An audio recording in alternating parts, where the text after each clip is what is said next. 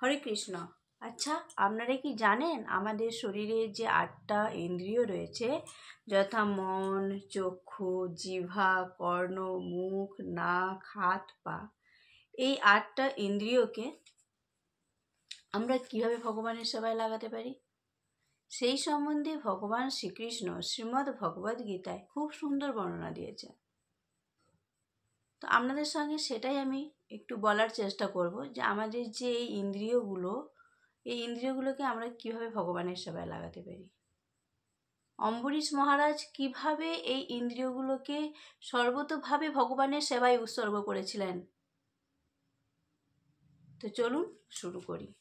কেউ ভিডিও কিন্তু স্কিপ করে যাবেন না, কেউ কেটে কেটে দেখবেন না, প্রথম থেকে শেষ পর্যন্ত দেখুন, আপনাদের খুব ভালো লাগবে।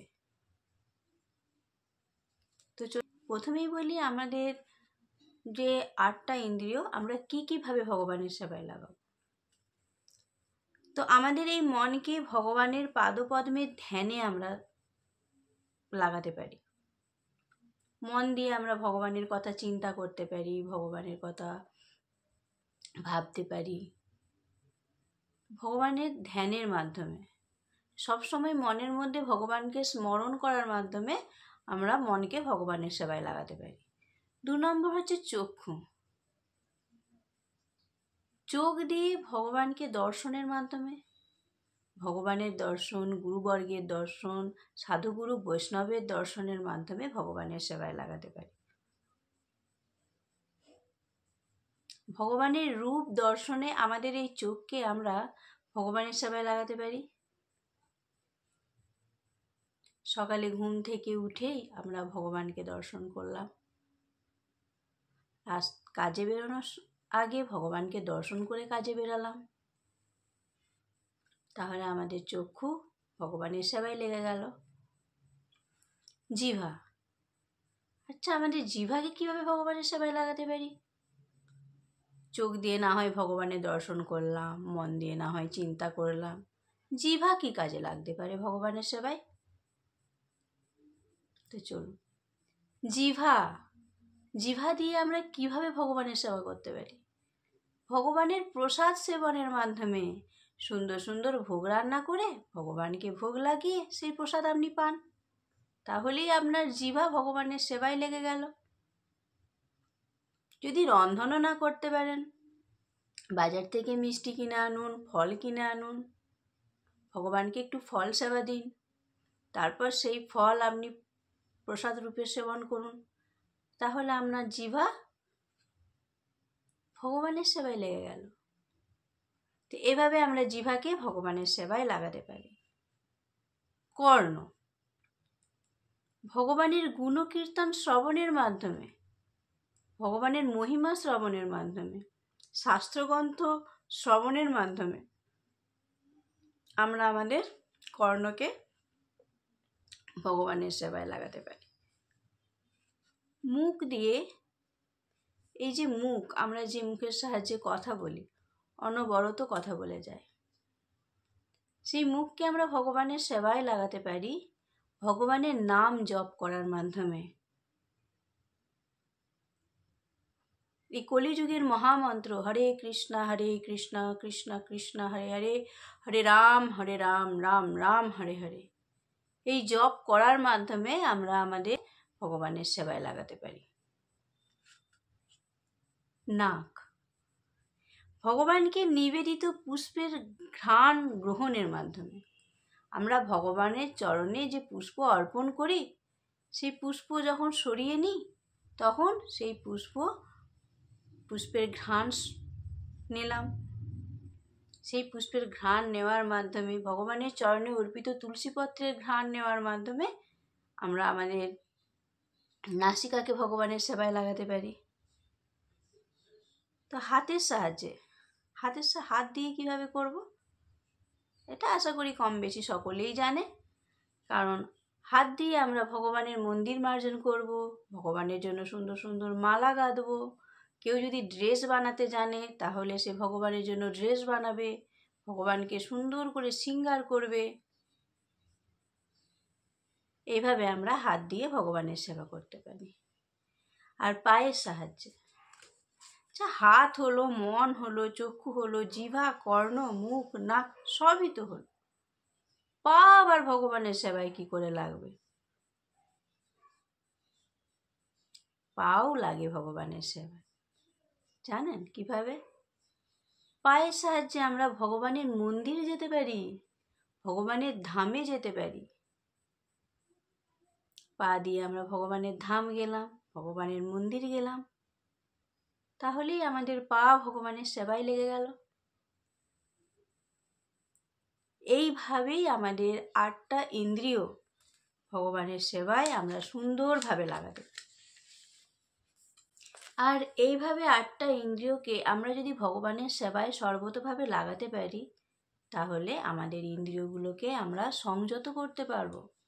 কোনো খারাপ কাজে আমার ইন্দ্রিয়গুলো উদ্বুদ্ধ হবে না। এই যে মন, আমার আগের ভিডিওতে আপনারা দেখেছেন আমাদের মন অসংযত হলে আমাদের কত ক্ষতি হতে পারে, আমরা কত খারাপ কাজে উদ্বুদ্ধ হই। কেউ আমাকে কোনো খারাপ কথা বলল, আমার যদি মন অসংযত হয়, আমাকে কেউ অপমান করলে, আমার কেউ ক্ষতি করলে, আমাকে কেউ খারাপ কথা বললে, আমি তার বিরুদ্ধে রেগে যাব, রেগে গিয়ে তারও উল্টে ক্ষতি করার চেষ্টা করব, হয়তো ক্ষতি করেও দেবো, কিন্তু তাতে কি আদপেও আমার কিছু ভালো হবে? হবে না। তখন হয়তো ভাববো, আমি ওর ক্ষতি করে দিয়েছি, তাহলে আমি ভীষণ মহান কিছু হয়ে গেছি। আসলে না, আমি নিজের ক্ষতি নিজে করছি, তাই নয় কি? কারুর ক্ষতি করে কেউ কি ভালো থাকে? থাকবে না। তো যাই হোক, এভাবে মন আমাদেরকে খারাপ কাজে উদ্বুদ্ধ করে। হাত দিয়েও আমরা খারাপ কাজ করে ফেলি। চোখ আমাদের খারাপ দৃশ্য দেখতে উদ্বুদ্ধ করে, নাক খারাপ গন্ধ নিতে উদ্বুদ্ধ করে। এতে করে কি হয়? আমাদের কি উন্নতি বা হয়? আমরা কি ভালো থাকি? উল্টে কি হয়? আমাদের ক্ষতি হয়, আমাদের মানসিক দুশ্চিন্তা বেড়ে যায়, আমরা ডিপ্রেশনে চলে যাই, আমরা কেউ আসলে মনের শান্তি পায় না, সুখও পায় না। তো তার জন্য আমরা যদি এই 8টা ইন্দ্রিয়কে সর্বতোভাবে ভগবানের সেবায় লাগাতে পারি, তাহলে কিন্তু আমরা আমাদের ইন্দ্রিয়গুলোকে সংযত করতে পারবো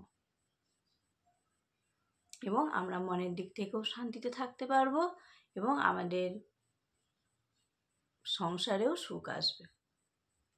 তো এ সম্বন্ধে এই 8টি ইন্দ্রিয়কে সংযত করার বিষয়ে ভগবান শ্রীকৃষ্ণ স্বয়ং শ্রীমদ্ ভগবদ্ গীতার 2য় অধ্যায় সাংখ্যযোগের